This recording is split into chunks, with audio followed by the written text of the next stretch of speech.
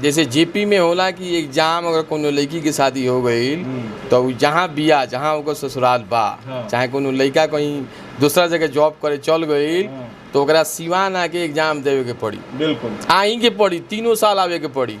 एमे सबसे बड़का फैसिलिटी बा वह चैनल के मार्फत से हम बतावे के चाहतनी कि बहुत कम लोग के ज्ञान बा कि अगर जेपी में जे पढ़ता इज्जत दी या जे एमए पढ़ता जहाँ बा वजह से एग्जाम दे सकता।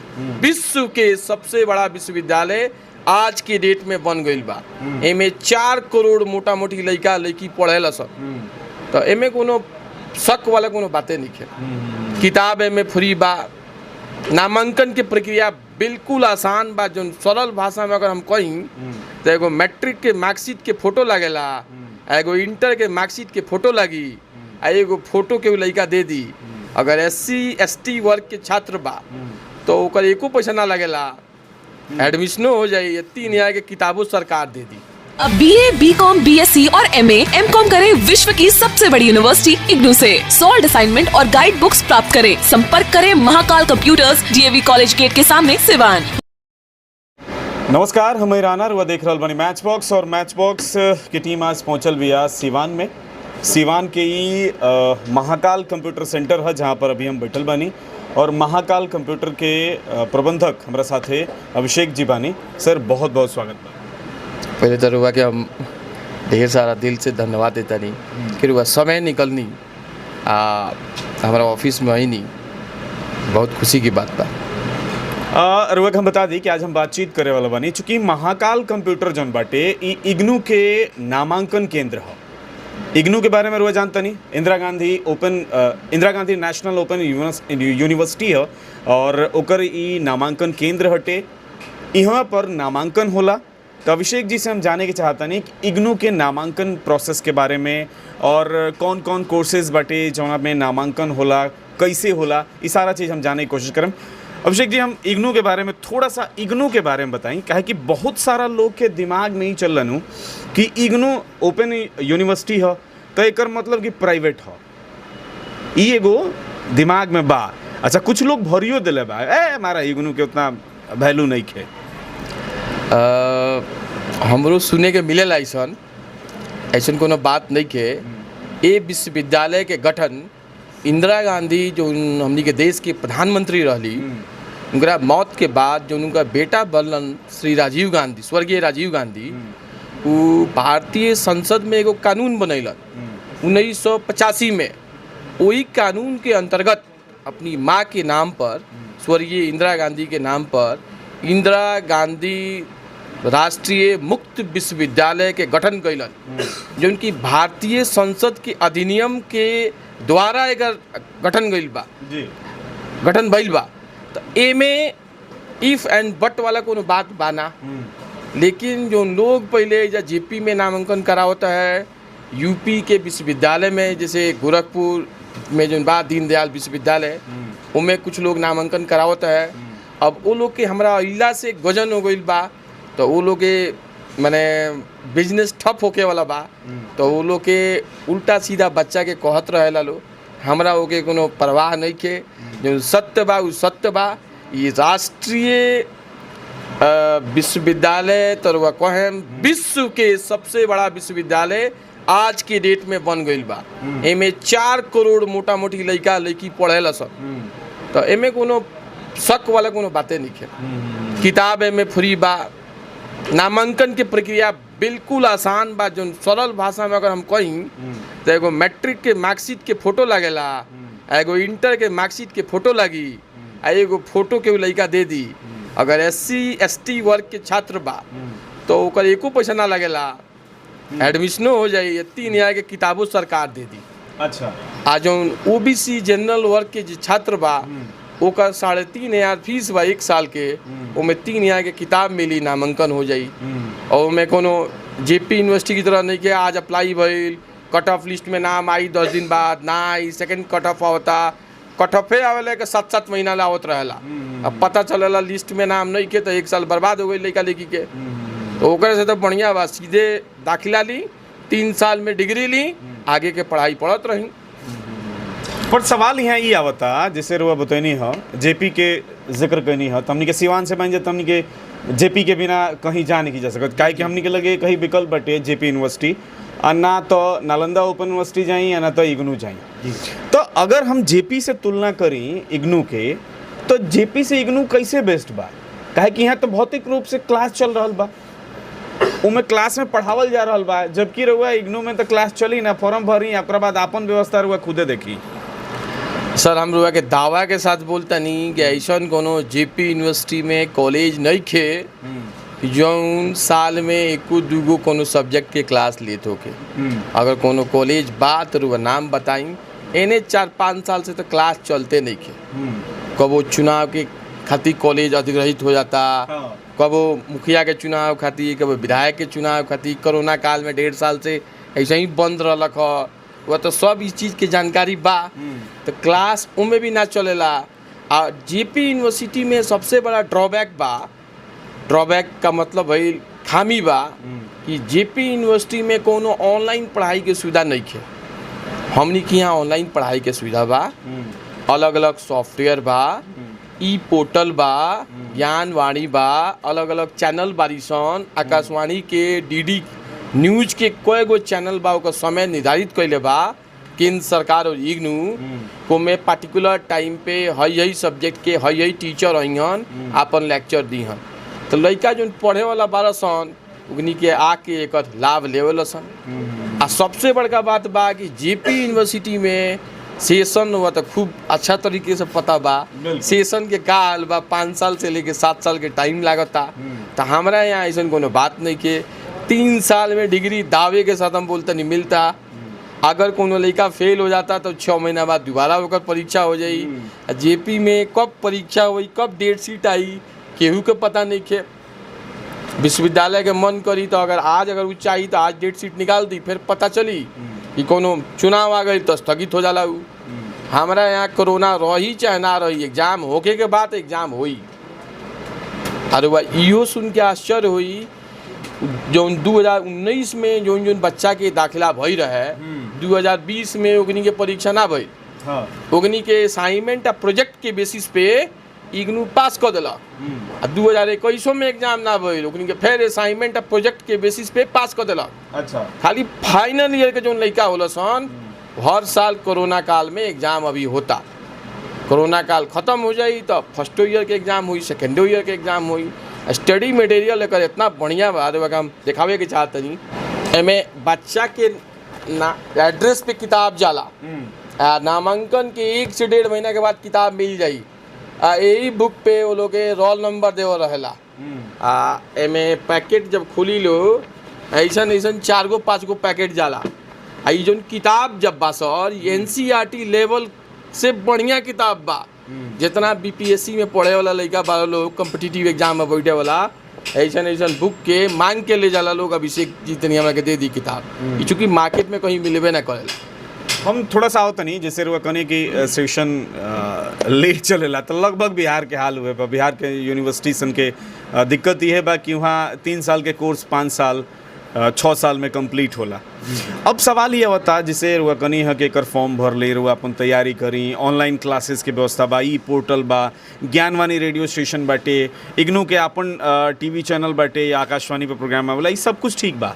लेकिन एग्जाम सर, एग्जाम एक जैसे जेपी में होला कि एग्जाम अगर कोनो लड़की के शादी हो गई तो जहाँ बिया, जहाँ ओकर ससुराल बा, चाहे कोनो लड़का कहीं दूसरा जगह जॉब करे चल गई तो ओकरा सिवान आके एग्जाम देवे के पड़ी। बिल्कुल आई के पड़ी, 3 साल आवे के पड़ी। एमे सबसे बड़का फैसिलिटी बा, वह चैनल के मार्फत से हम बतावे के चाहतनी कि बहुत कम लोग के ज्ञान बा कि अगर जेपी में जे पढ़ता इज्जत दी या जे एमए पढ़ता जहाँ बा वजह से एग्जाम दे सकता।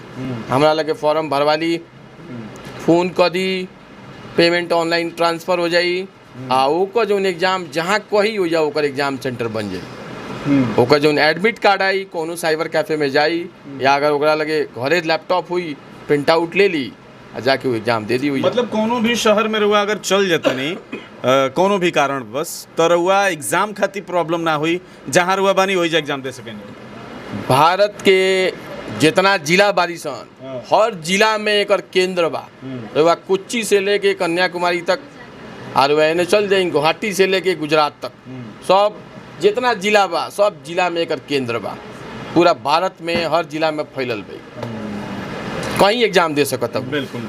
तो एडमिशन खातिर का सिवान में सिर्फ और सिर्फ महाकाल कंप्यूटर ही बा कि कोनो और ऑप्शन बा? सर देखी ऑप्शन तो लड़का लोग अभी बहुत बा। लड़का अगर चाही तो अपने कर सकता है एडमिशन, लेकिन चूंकि एमे जो एडमिशन होला सब्जेक्ट के चूज करे खातिर चाहे एड्रेस डाले खातिर सब्जेक्ट के कोड लेवे खातिर बच्चा लोग के ज्ञान नहीं के, तब बच्चा लोग आवे वाला दिन में सुनेगा नहीं कोनो रघुनाथपुर में एडमिशन केहू करावता तो उल्टा पुल्टा एड्रेस डाला जाला, नाम गलत डाला, हमरा लगे करेक्शन करे खातिर आवे लालू। तो हम सब लड़का लोग से विनती करतनी, रिक्वेस्ट करतनी कि कहीं भी नामांकन कराई, नामांकन जहाँ करावतनी वो आदमी के पहले रउआ क्वालिफिकेशन जान ली, वो आदमी कहाँ तक पढ़ले बा, इग्नू में कौन साल से वो इग्नू सेंटर चलावेला, इग्नू में कितना हज़ार लोग के वो एडमिशन कैले बा। अब नॉन मैट्रिक लड़का अब सोची सुने में आवेला हमरा लगे हर हफ्ता 10 गो लड़का आवेला सन नॉन मैट्रिक लड़का साइबर कैफे खोलले बा सन जा। अब मोटा मोटी हर हफ्ता 20 गो 25 गो गलत एडमिशन कर देता रहा सन। गलत एडमिशन का मतलब इना के पैसा लेके चल जाता रहा सन। गलत एडमिशन का मतलब ओगनी के एडमिशन करिया सन, लड़का के नाम गलत डाल दिया सन, सब्जेक्ट गलत चूज कर लिया सन, ओकर हिंदी मीडियम के बदले में इंग्लिश मीडियम डाल दिया सन, जौन ऑनर्स पेपर बा ओकरा के जनरल में कर दिया सन, उर्दू देवे के बा ऑनर्स तो उर्दू के कर दिया सन जनरल में। तो इस समस्या जब एडमिशन हो जाई तो लड़का लोग के पटना जाए के पड़ेला, हमरा लगावेला लोग बहुत समस्या होला, खासकर लड़कियन के साथे तो ज़्यादा समस्या बा। तो हम ये विनती करें कि एडमिशन कहीं कराइए, पहले देखिए कि जहाँ एडमिशन करा रहे हैं उसकी सर्विस है कि नहीं। एडमिशन लेना इग्नू में आसान है, मैं 1 मिनट आपका समय लूँगा। एडमिशन कराना बहुत आसान है इग्नू में, लेकिन 3 साल तक जो इसकी सर्विस होती है, सर्विस का मतलब है बच्चे का एडमिशन लेने के बाद हम लोग उसको इंटीमेट करते हैं 2 महीने के बाद, बाबू आपका आई कार्ड आ गया, हमने के बतावे नहीं सर। ओकरा बाद लड़का के किताब आइल कि ना, हमने से हमारा ऑफिस से फ़ोन जाला, पूछल जाला किताब अगर कोनो लड़का के नहीं मिलल हम अपना पास से किताब देवे नहीं, किताब गइल नहीं के समझ में आओ, क्योंकि लड़का के जो माइंड सेट होला अलग अलग लड़का के अलग अलग माइंड सेट बा। तो कोनो लड़का मंद बुद्धि के बात ओकरा के हमनी के गेस पेपर लेके देवे नहीं सन, समझावे नहीं सन कि बाबू हेंगा हेंगा तू तैयारी कर ल। हमनी के मेन ध्येय बा पूरा ऑफिस के जितना लोग बा 22-23 गो लोग बा, हमनी के मेन टारगेट बा कोनो लड़का के एडमिशन करी सन तो ओकर डिग्री मिल जाओ, 60% ना मिले 50% मिले, डिग्री मिल जाओ ओकरा, चाहे हमनी के सहायता से मिले चाहे हमनी के हेल्प से मिले, डिग्री मिले के चाहिए ओकरा। और जो साइबर कैफे में जो एडमिशन होला, आज एडमिशन भइल काल लोग जाके पूछे हम काल केका एडमिशन भइल बा, कोनो रिकॉर्ड नहीं किया, लेकिन हमारे पास पूरा बच्चों का रिकॉर्ड है। हम आपको अपना कुछ रजिस्टर दिखाना चाहते हैं, देखिए एक बच्चे का रिकॉर्ड है जी, ठीक है, बच्चा कितना पैसा दे रहा है सब बच्चे का रिकॉर्ड है इसमें। ये सिस्टम कोई नहीं बनाता है, सब अपना काम करता है और आज एडमिशन किया कल बच्चे को भूल जाएगा। हम लोग 3 साल तक उसको हेल्प करते रहते हैं। तो ये अगर सुविधा कोई दे रहा है सीवान में तो सिर्फ एंड सिर्फ महाकाल कंप्यूटर दे रहा है। आप शायद सुन के आश्चर्य करेंगे, हम लोग जो एडमिशन करते हैं जो 20-22 लड़के हैं वो सारे ट्रेंड लड़के हैं, सारे ग्रेजुएट लेवल के लड़के हैं। इनको हम 6 महीना 7 महीना ट्रेनिंग देते हैं, इग्नू के बारे में बताते हैं, तब उनको बोलते हैं कि आपको काम करना है। अच्छा, कोर्सेज की अगर बात कल जाओ तो हमने यहाँ जैसे जेपी यूनिवर्सिटी के बात बटे तो यहाँ सिंपली ग्रेजुएशन लोग करेला, मास्टर डिग्री लेना, प्रोफेशनल कोर्स भी बहुत कमे लोग करेला, करे खातिर बाहर चल जाला। लेकिन जहाँ तक हम जानते नहीं कि इग्नू में ही सारा व्यवस्था बा कि अगर प्रोफेशनल कोर्स भी करे के चाहता नहीं, वो ओपन से करे के चाहता नहीं, डिस्टेंस लर्निंग से, तो वो रुआ कर सकता नहीं। बहुत अच्छा सवाल कही नहीं है, और वह चैनल के माध्यम से हम लोग के बतावे के चाहता नहीं। हमारा यहाँ BCA में नामांकन होला, हमारा यहाँ BBA में नामांकन होला, हमारा यहाँ MCA में नामांकन होला। एकरा अलावे इग्नू में ढेर तरीके के कोर्सेज बा, डिप्लोमा बा, पोस्ट डिप्लोमा बा, अलग अलग कोर्सेज बा, न्यूट्रिशन के कोर्स बा। अभी यही साल MA इन मास कम्युनिकेशन के कोर्स ऐड भइल। एमे हम 14-15 गो एडमिशन कहनी है, एक तनी प्रचार प्रसार करावल जाता। अभी लोग के ज्ञान नहीं के, जैसे जैसे ज्ञान हुई एडमिशन हुई है। जी चलिए, तो अपना जो भी सिवान के खास करके लड़का बना, अभी चूँकि रजिस्ट्रेशन प्रोसेस भी अगर अपना यहाँ के बाद भी कल जाओ तो रजिस्ट्रेशन होता, ऑनलाइन एप्लीकेशन डालल जाता, उनमें बहुत सारा लोग छूट जाता ना, तो पता चलल कि घर हटे रघुनाथपुर आ कॉलेज मिल गई बा गोरिया कोठी, तो क्लास करे से रह गई उनकर काम खत्म बाटे, ई सारा समस्या आवत बाटे, तो वो सारा लोग के काम मैसेज दें।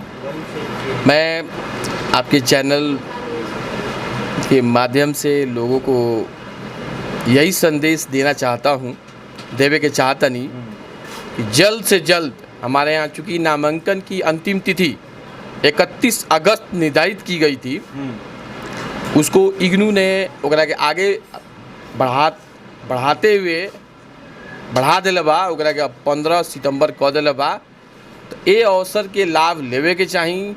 जेपी यूनिवर्सिटी में अगर अप्लाई हो गई बा तो ओकर कट ऑफ लिस्ट के इंतजार मत करी, भुला जाएंगे जेपी एगो सपना रहे। चुपचाप सब बच्चा लोग आके इग्नू में नामांकन करा ले और 3 साल में अपन डिग्री लेके आगे भविष्य में जो कोर्स करे के बा, या तक कॉम्पिटिटिव एग्जाम के एग्जाम में बैठी लो, या बैंक में जाई लो, एसएससी करी लो, आगे आराम से करे लो। 7 साल 6 साल के समय बर्बाद ना करे लो। बड़ा दुख होला हमारा गांव के कोनो लड़का, हमारा जवार के लड़का अभी एगो मैंने ग्रेजुएशन करे में 7 साल के समय लग जाला, बाल पक जाला, लेकिन ग्रेजुएशन करता लो अभी। ये कोनो सिस्टम ना, एकरा के भुलाए के चाहिए। आ जेपी यूनिवर्सिटी या बिहार सरकार से भी हमार हाथ जोड़ के निवेदन बा, सरकार की उच्च शिक्षा की ओर ए पर पहल करे के चाहिए। 1972 आ 74 के बाद से सिवान जिला में कोनो कॉलेज खुलल नहीं खे। देखिए रहुआ सर, प्राइवेट स्कूल, सरकारी स्कूल अपग्रेड होके मिडिल स्कूल होता, मिडिल स्कूल अपग्रेड होके हाई स्कूल होता, हाई स्कूल इंटर तक होता, लेकिन इंटर कॉलेज डिग्री कॉलेज नहीं बन रहा है, या डिग्री कॉलेज पीजी कॉलेज में ट्रांसफ़र नहीं हो रहा है। 2 गो पीजी कॉलेज बा, या इस्लामिया डीएवी कॉलेज। सरकार के सोचे के चाहिए, हमने के तो बहुत छोट आदमी है सर। सरकार के पर उचित पहल करे के चाहिए। जो आम आदमी बा, एक साथे साथे सिवान के जनप्रतिनिधि, सिवान के माननीय सांसद 8 गो एजा विधायक लोग बा, 4 गो एजा विधान पार्षद लोग बा, सब लोग के पर बैठ के विधानसभा में उठावे के चाहिए। आ कॉलेज की संख्या बढ़े के चाहिए। जनसंख्या बहुत तेजी से बढ़ता, लेकिन वे 72-74 वाला अभी भी सिस्टम लागू बा। चलिए, रहुआ इतना महत्वपूर्ण जानकारी देनी, एक खातिर बहुत बहुत धन्यवाद। धन्यवाद। तो जे भी हमार भाई बहन लोग बालो, जे लोग एडमिशन लेवे के बारे में भी सोच रहा बा, राय विचार कर रहा बा, ओकरा खातिर बता दी कि जौन डेट रहा 31 अगस्त ले उ बढ़ा के 15 सितंबर कर दिया गया बा। तो इग्नू में यानी कि इंदिरा गांधी राष्ट्रीय मुक्त विश्वविद्यालय में नामांकन लेवे के चाहतनी तो रुआ महाकाल कंप्यूटर में संपर्क कर सकतनी। जौन भी कोर्स रुआ करे के हुई एजा सारा चीज़ इग्नू में उपलब्ध बाटे, स्टडी मटेरियल भी मिली, और सबसे बड़हन बात कि इग्नू जौन बा वो एकदम सस्ता विश्वविद्यालय है। मने नाम मात्र के खर्च में रुआ कोर्स अपन कंप्लीट कर लेम, अपन पढ़ाई पूरा कर लेम। तो रुआ आई इग्नू में एडमिशन लेवे के बाटे या कोनो भी जानकारी भी लेवे के बाटे तो एक बार विजिट करी महाकाल कंप्यूटर, सारा जानकारी मिली और नामांकन रजिस्ट्रेशन फॉर्म भरल तमाम सारा चीज़ जौन बा एजा होई, एजा से सुविधा मिली।